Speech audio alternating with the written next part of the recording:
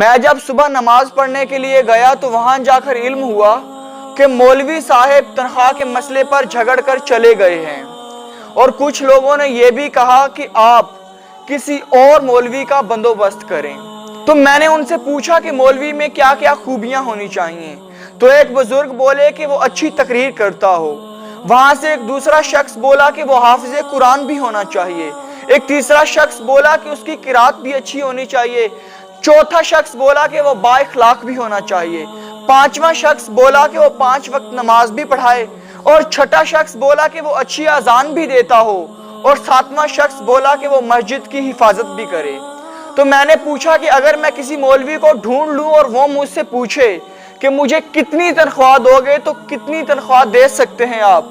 اتنی خوبیوں کے بدلے میں،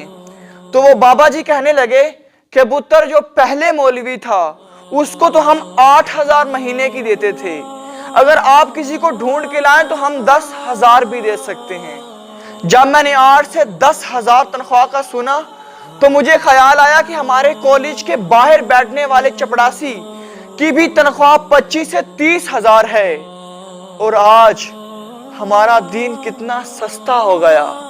ہمارے دین پڑھانے والے کتنے سستے ہو گئے کہ آج ہم انہیں ایک نوکر جتنی بھی تنخواہ نہیں دے سکتے۔